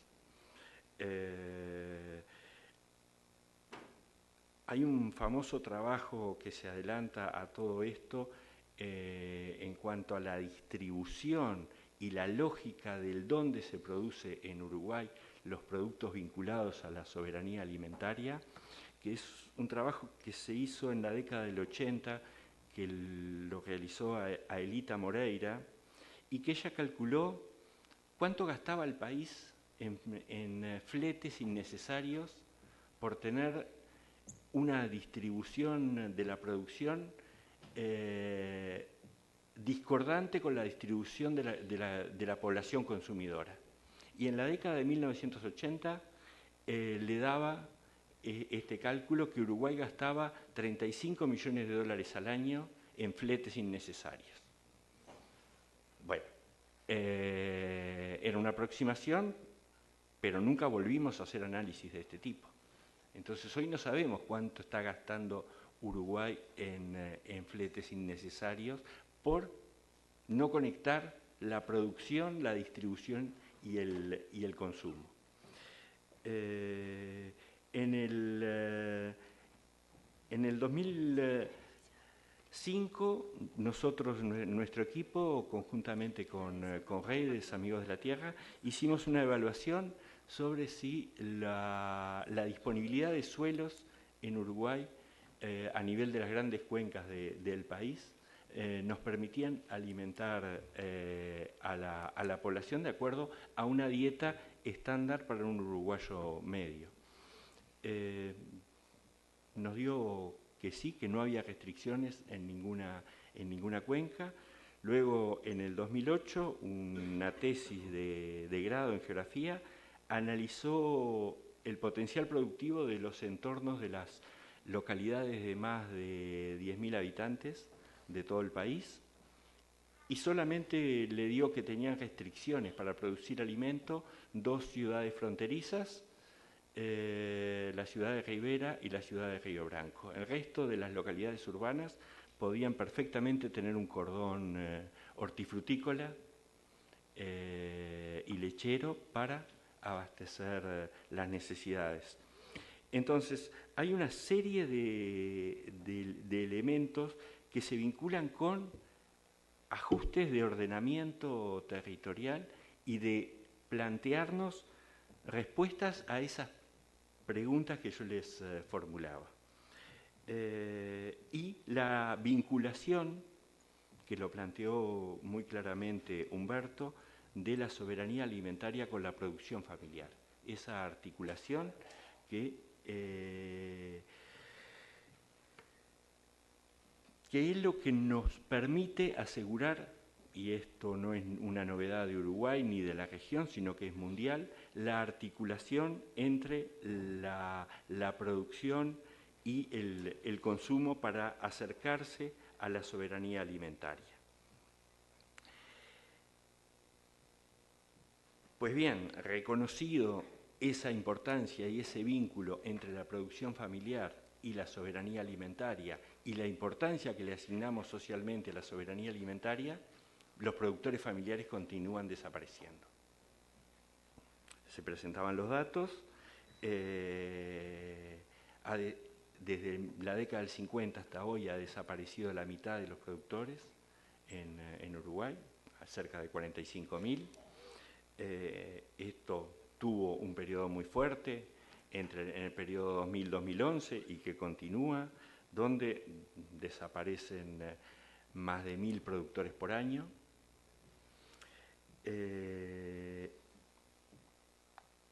Y frente a esto, nosotros nos cuestionamos ¿por qué? ¿Por qué pasa esto? Sí. Los análisis sobre soberanía alimentaria, la importancia de la soberanía alimentaria se vincula con la producción familiar y la necesidad de sostener esta producción aparentemente tiene una valoración positiva en la sociedad. ¿Cuáles son los factores que están influyendo en este proceso que lleva a la desaparición de productores? Y aquí, trabajando con un grupo grande de estudiantes en la región noreste de Uruguay, en los departamentos de Cerro Largo, Artigas, Rivera y Tacuarembó. Bien. Analizamos el problema y dijimos, bueno, los datos secundarios no nos dan mucha información, por lo tanto vamos a trabajar con los técnicos de campo de las organizaciones sociales y con los productores. Y así, durante el año 2015 entrevistamos a más de 60 técnicos y a 570 productores familiares de estos departamentos. Y lo que vimos es que hay factores de microescala que están afectando la permanencia de los productores. Problemas con la rentabilidad, que incluye competitividad, acceso a mercados, problemas de escala de producción, tenencia a la tierra, inseguridad económica, la disponibilidad de servicios e infraestructura, la expansión de los agronegocios, los elementos culturales, el recambio generacional, las políticas públicas y la ausencia de asociativismo. O sea, elementos que con diferente orden y con diferencia de importancia le asignan tanto los técnicos que trabajan en campo como los productores, evaluando por qué se fueron los productores que se fueron. Pero cuando cambiamos la pregunta y le preguntamos por qué se quedan a los productores familiares que se quedan, el elemento cultural es el que aparece con más fuerza. El estilo de vida de la producción. A pesar de que los otros elementos pesan desde el punto de vista negativo, el elemento de la vida cultural hoy es lo que está haciendo resistir a los productores familiares muy fuertemente. Estamos hablando de una población de productores diferente a la de Canelones, del noreste del país, productores ganaderos pequeños, que a veces es inexplicable, que se sostienen con menos de 50 hectáreas en ganadería ovina. Y tenemos factores de macroescala que también influyen en la permanencia de los productores familiares. Y estos factores de macroescala los podemos esquematizar históricamente en 3 periodos que operaron muy fuertemente. Fin de la década del 80 y la década del 90, el avance del neoliberalismo que opera en la región y en Uruguay en particular, donde la salida de las dictaduras opera a partir de un avance de un neoliberalismo que tiene consecuencias de desprotección de la agricultura familiar frente al avance incipiente en aquel momento del agronegocio, consolidando una tendencia que ya venía desde fines de la década del 50, que Humberto nombraba de contrarreforma agraria. El segundo periodo, el inicio del siglo XXI, donde se consolida en la región y en Uruguay un desarrollo organizacional de la sociedad llamado progresismo, donde el proceso de instalación y consolidación del agronegocio encuentra las condiciones más fuertes para establecerse. Basta ver los datos, es en el periodo donde se establecen las condiciones más difíciles.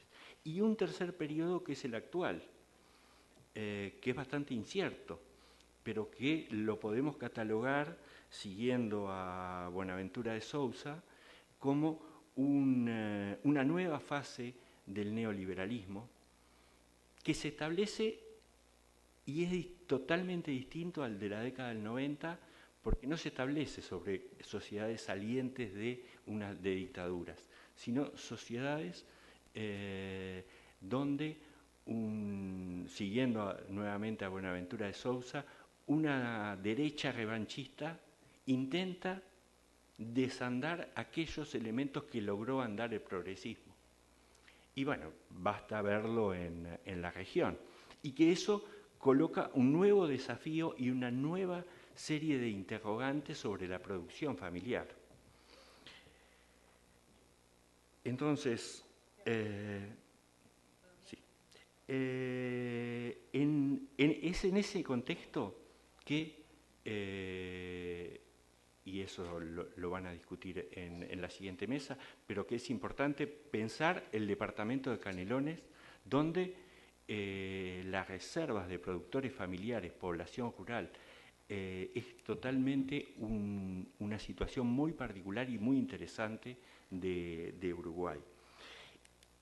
Y que hoy se coloca fuertemente una tensión entre ese modelo que se ha logrado consolidar en las últimas décadas y que pretende avanzar fuertemente desde el punto de vista del acceso y el control de los recursos naturales. Basta ver el proyecto de ley de riego que se está discutiendo, a la concentración de la tierra y las técnicas de producción con la lógica del agronegocio, tensionando con una propuesta de un Plan Nacional de Agroecología que presentaba Inés, donde aparentemente se genera un elemento también novedoso, que es, y nos implica reflexionar sobre él. En la medida que disminuyen los productores familiares en todo el país, tenemos, o al menos la sensación, sobre datos que me comentaba Inés en estos días, de un aumento de productores, de pequeños productores familiares agroecológicos y una propuesta de Plan Nacional de Agroecología. Entonces, es sobre estos elementos que tenemos que trabajar el concepto de soberanía alimentaria. Muchas gracias.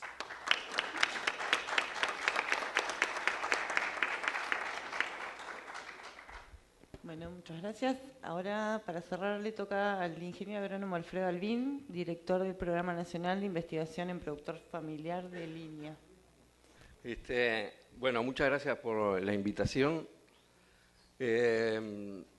Saludar a, muchos que están ahí, que conozco, y otros que también conozco de acá, de una antigua comisión de seguridad alimentaria, que no sé si existe, ¿no? Bueno, pero quería agradecer en especial a un dueño de casa, a mi amigo el edil Ubaldo Aita, que la verdad que nunca hubiera imaginado que estaba acá, que iba a estar acá sentado. Lo otro, felicitar también por la idea, por poner arriba de la mesa este tema, y de juntarnos. Yo con estos compañeros, en este poco rato aprendí muchas cosas y ya tengo para comentarles después otros de trabajos futuros.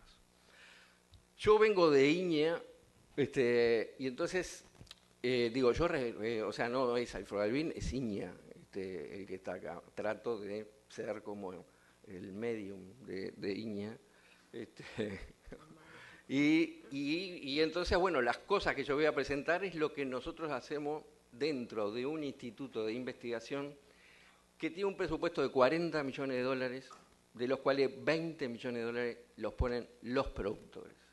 Y en los otros 20 lo pone toda la sociedad, vos, todos nosotros.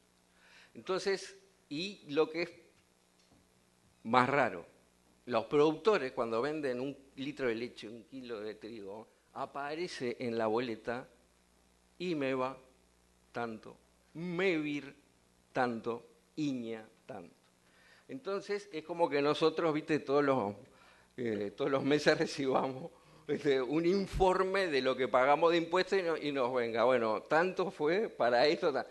Vos después te sentís con derecho a decir, ¿y qué hacen con la plata? Lo de Iña es así, no está oculto en ningún lado. Todos los productores todos los meses cuando vendan, pumba, y entonces eso nos lleva a tener una responsabilidad alta de qué hacemos con esos fondos. Entonces, ¿por qué digo todo esto? Nada, que lo que yo voy a presentar y lo que nosotros hacemos es producto de todo un mecanismo que tiene Línea de convocar y preguntarle a los que ponen ese 50% del presupuesto, que son los productores, cuáles son las principales líneas en las que tenemos que trabajar. Ahora sí,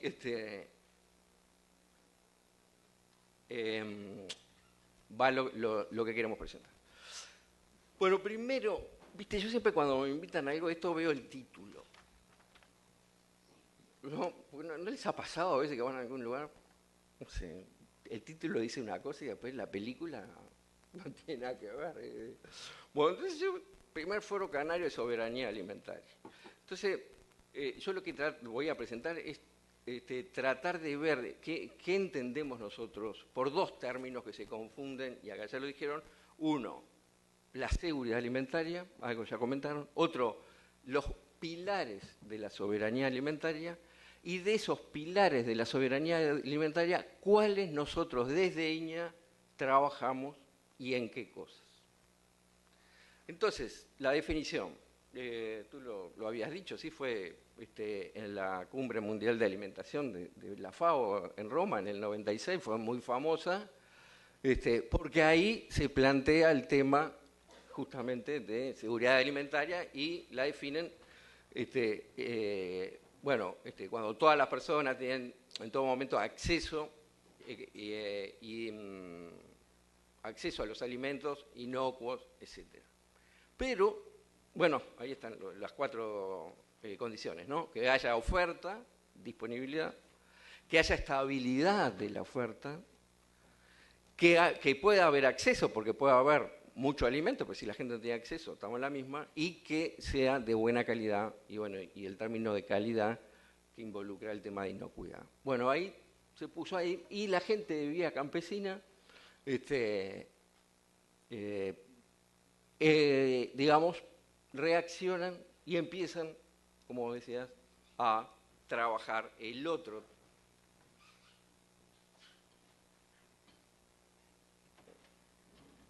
¿Dónde está el...? Ahí. ¿Tenés ahí el piringuindín? Sí. No, para el... Sí. Bueno, entonces, eso es un poco lo de soberanía alimentaria, lo de seguridad alimentaria. Lo de soberanía, como le decía, bueno, introducido en 1996 también, cuando termina la reunión, la gente de vía campesina empieza y, digamos, se da eso que dice ahí, beneficios para unos o alimentos para todos. O sea, ahí ya ellos vieron, bueno, ¿cómo es la historia esto de la alimentación? ¿Es negocio para uno o es alimentación para todos? Y ahí se generan esos 6 pilares, que algunos ya lo comentaron, pero bueno, es importante recalcarlo, ¿no? Que es, las personas pasan a ser el centro. La alimentación, no el alimento, la comida por la comida, sino el alimento para las personas. El segundo pilar, los valores de los proveedores de alimentos. O sea, tampoco es lo mismo que tener los alimentos, sino se le da valor también a quienes son los que lo proveen, y de ahí el tema de agricultura familiar. Tiene un asterisco, una estrellita, no sé qué, rojo, porque esos son los 3 puntos donde nosotros tenemos alguna actividad de investigación. Entonces, en el tema de agricultura familiar, obviamente que tenemos. El tercer pilar es la localización de los sistemas alimentarios. Claro, uno puede decir, con el término de seguridad, yo traigo lechuga de Japón. La pongo en un avión y en un rato la tengo acá. Bueno, pero no, le pone ese otro componente. El tercero es el control a nivel local, o sea, donde los países y eso tienen un control directo. El quinto es la generación de conocimientos y habilidades. Y ahí el tema, por eso no puse investigación, puse conocimiento, porque eso, digamos, involucra a todo tipo de conocimiento, el que está publicado y el que no está publicado. Y el sexto, que sea compatible con la naturaleza. Como ven también, esos 2 últimos son los que trabajamos desde INEA, o sea, la generación de conocimiento y, bueno, que sea compatible con la naturaleza. Este punto es ahora, digamos, basándonos en esto, en lo que pensamos, en esos 6 pilares de seguridad alimentaria, de soberanía alimentaria, bueno, que quede claro que nosotros vamos a mostrar en esos 3 pilares que trabajamos. Y bueno, en el primero, en el tema de agricultura familiar, también pasaron muchos datos, yo no voy a ahondar, pero simplemente que son importantes desde el punto de vista socioeconómico, son complejos. Hablamos de agricultura familiar, de productor familiar, pero bueno, no es lo mismo un productor del Cerro de Vera que un productor de Tala o un productor de San Miguel, del Chuy. Nada que ver. En la disponibilidad de recursos, en el tipo de recursos, bueno, son muy distintos. El tema de sucesión generacional. Y ahí venía de repente al Tomaso y a vos también, nosotros estamos por empezar un trabajo que es ver, o sea, por lo que vi en la metodología de ustedes, trabajaron o preguntando a los que se estaban por ir o preguntando a técnicos o a productores, ¿por qué se va la gente? Lo que nosotros queremos hacer es hacer una trazabilidad de los que se fueron. y a estos 10.000, 12.000, y a ellos ver por qué se fueron, preguntarles directamente a ellos, ¿no? Entonces, bueno, no es fácil, porque desde el punto de vista metodológico ya empezamos a trabajar algunas cosas con gente del ministerio, pero para mí eso es básico. Yo ponía el ejemplo de cómo los médicos dijeran, bueno, se mueren, no sé, 100.000 personas por año, pero no tienen la menor idea de qué, si es del corazón, de hepatitis o de una uña encarnada. Y eso es básico para ver qué es lo que vos vas a hacer para bajar la mortandad. Bueno, nosotros lo que hacemos es ver con el diario del lunes, bueno, ¿cuántos fueron en este periodo intercensal? ¿Cuántos son? Y 8.000. Ah, bueno, está, 8.000, pero no tenemos idea exactamente por qué. Y bueno, todos sabemos que eso ha cambiado. Yo hace 35 años que hice al revés. O sea, yo nací, me crié en Montevideo y hace 35 años que vivo acá, a unos 20 kilómetros acá, en un campito. Y vi lo que pasó en estos 35 años. O sea, no lo vi por los censos, lo vi porque le veía para afuera y como otros compañeros que están acá que viven en el campo y que han visto lo que pasó en Canelones. Entonces, y yo creo que, viste, hay varias razones, ¿no? Bueno. Y entonces el tema de generación, de sucesión generacional es fundamental también, porque en muchos predios de todo lo que no hay es jóvenes que se queden, porque en muchos casos han tenido acceso a una educación que antes no la tenían. Había más copia de modelos dentro de los productores familiares. Bueno, el tema de la dimensión de género en la producción también, que eso ha cambiado. Que están dispersos y no todos organizados, y todo esto, bueno, la baja sustentabilidad de los productores.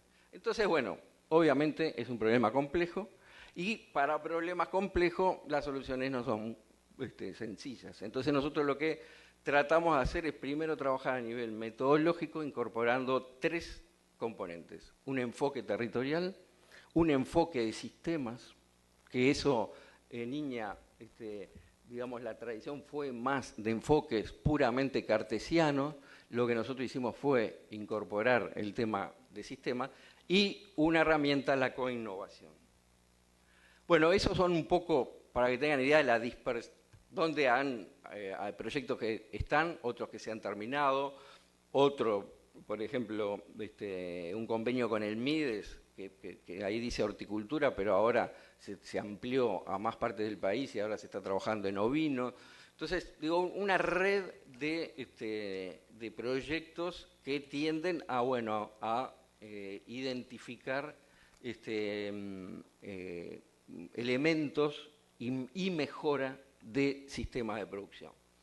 Como ejemplo, esto es un ejemplo, nosotros desarrollamos indicadores económicos, sociales y ambientales, se trabaja con no inclusión de insumos externos, y entonces, sino más bien con tecnologías de conocimiento y de proceso. Y después se mide desde el punto de vista social, desde el punto de vista ambiental y desde el punto de vista económico.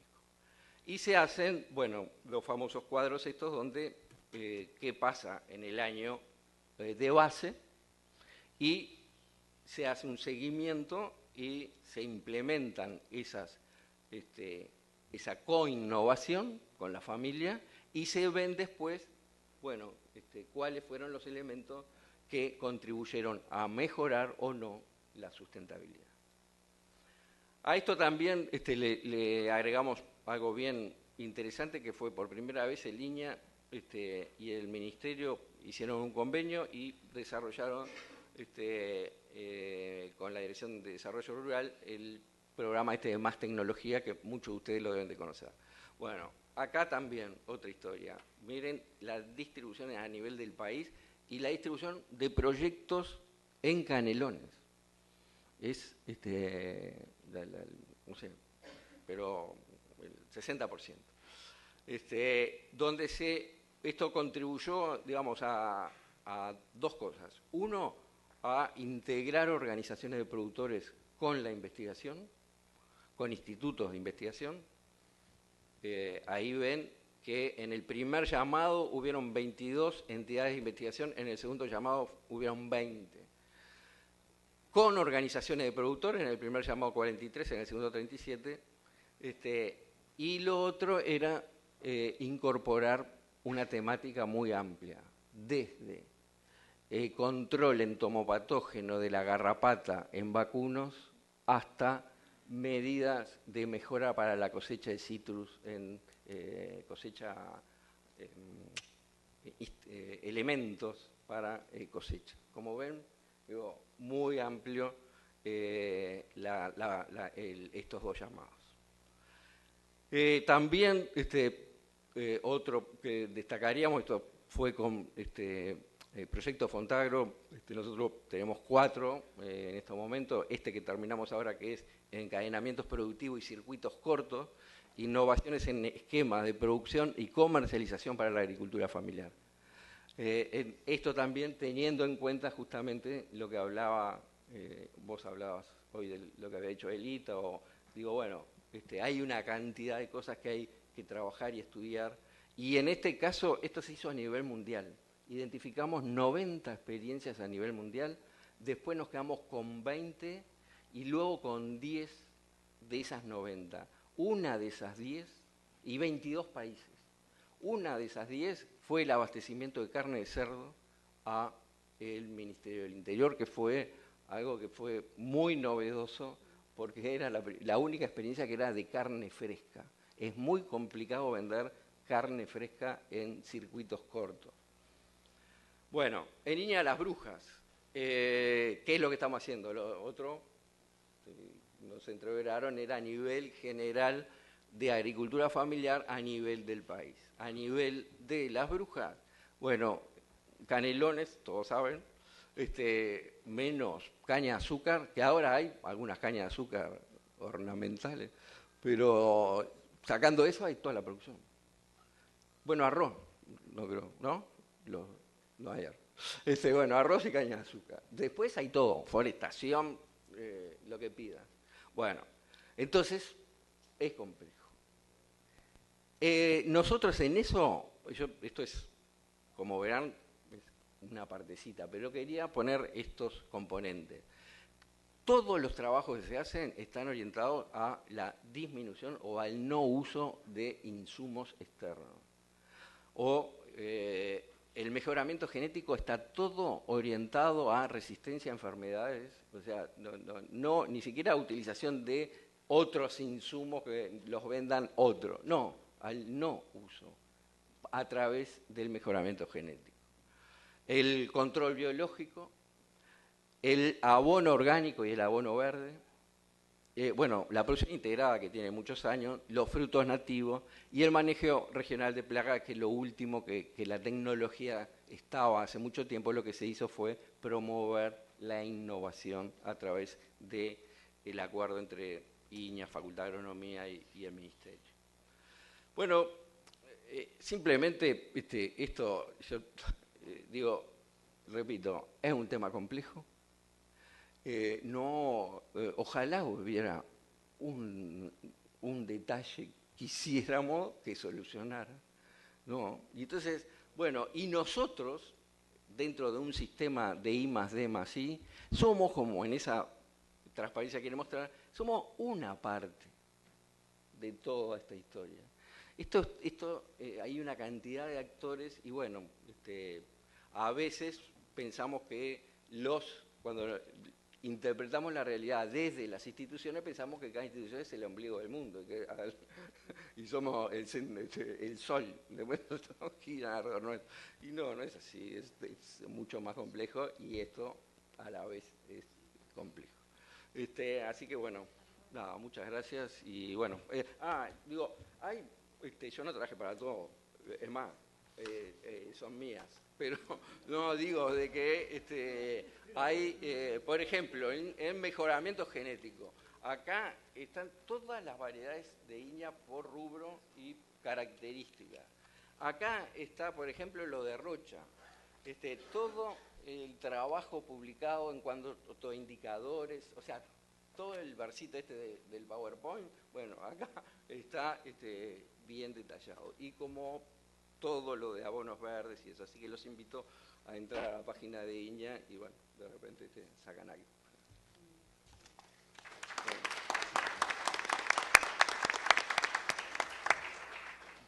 Bueno, perfecto. Un éxito.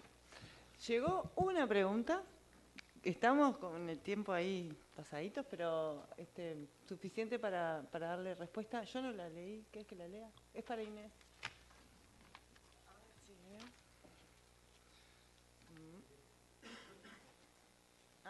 Inés, Marcel y Humberto. Hay 3 acá. ¿Será necesaria la creación de una institución dedicada a la investigación en soberanía alimentaria y agroecología para romper con la subordinación que dan que dan a estos temas las instituciones hoy existentes? INEA, UDELAR. Bueno. 5 minutos. Hola.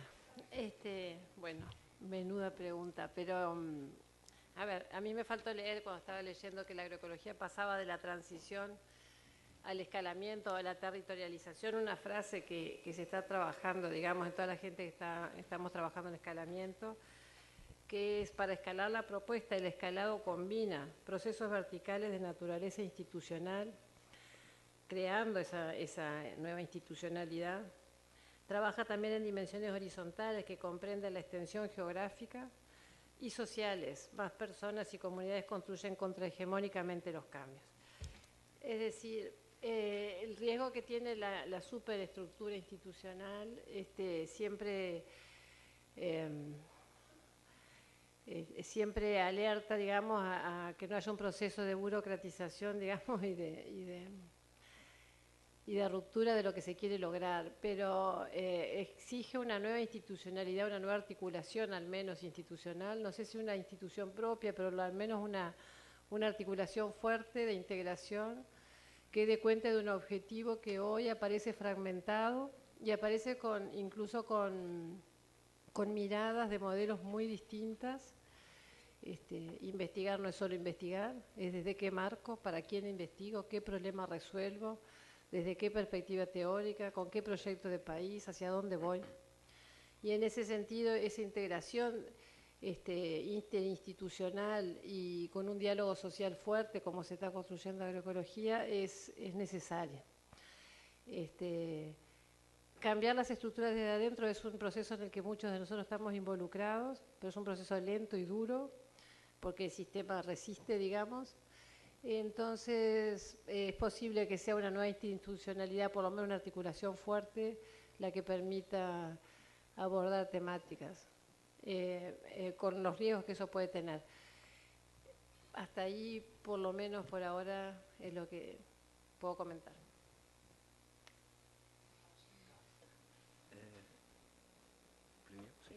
Sí.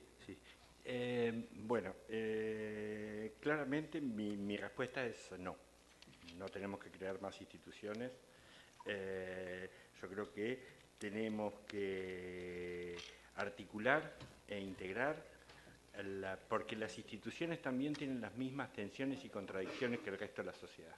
Entonces, intentando construir nuevas instituciones no solucionamos el problema. Lo que sí tenemos que trabajar es con las instituciones que tienen capacidades de generación de conocimiento para fortalecer a los grupos más débiles que se orientan en estos temas. Como decía un profesor ya fallecido, Mario Yebor, si creamos el palomar antes de tener las palomas, corremos el riesgo de que se nos meta el gato. Entonces, si creamos una institución, pero todavía no tenemos la energía y los recursos para generar conocimiento en esas nuevas instituciones, volvemos a caer en lo mismo. Entonces, tenemos que trabajar sobre esas tensiones entre las orientaciones desde mi punto de vista. Sí, yo creo que hay que dar la disputa política e ideológica en las instituciones en las que estamos. Creo que estamos en una posición contrahegemónica muy débil a nivel institucional, particularmente en la Universidad de la República en los últimos tiempos, donde el academicismo ha sido terrible. Estos temas están lejísimos de discutirse en la Universidad de la República, y me hago cargo, soy parte de eso.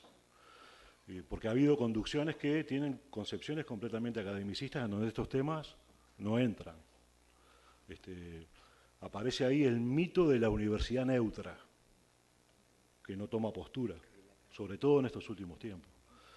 Entonces, creo que debemos, y no hay otra forma de hacerlo que con los movimientos sociales, no hay otra forma de hacerlo. Hay que dar una disputa político, ideológica y técnica. ¿Por qué modelo de ciencia vamos a tener dentro de la universidad? ¿Por qué modelo de ciencia vamos a tener dentro de línea? ¿Y qué modelo de investigación? ¿Y qué objeto de estudio vamos a priorizar? ¿Y con quién y contra quién vamos a trabajar? Eso es una disputa político-académica, ideológica. Ahí, por ejemplo, hay algunas propuestas de pensar las universidades de los movimientos sociales. Boaventura Sousa Santos, en su libro La Universidad del Siglo XXI, propone la Universidad de los Movimientos Sociales. Nosotros tuvimos oportunidad de discutir esto con algunos movimientos sociales en América Latina y con muchos universitarios. Nosotros no debemos dejar el campo, para el caso de la universidad, el campo de la universidad pública sin disputa y sin contrahegemonía, a pesar de que hoy estemos perdiendo 5-0. Porque la mayoría de los agrónomos, veterinarios, trabajadores sociales, todos aquellos que los biólogos que van a trabajar en el medio rural, todos, ¿no?, se forman en la Universidad de la República. Y ahí hay que dar un campo de disputa ideológico en donde prioricemos a los subalternos de las clases sociales en Uruguay. Entonces, esa me parece que es la cuestión. Armar una nueva estructura me parece que va a ser rápidamente cooptada por los intereses de clase que están envueltas, que son parte de la sociedad y de la universidad y de línea. Entonces me parece que no, me parece que a pesar de que sigamos perdiendo por un tiempo, prefiero perder disputando los espacios hegemónicos internos que ganar y ser cooptado.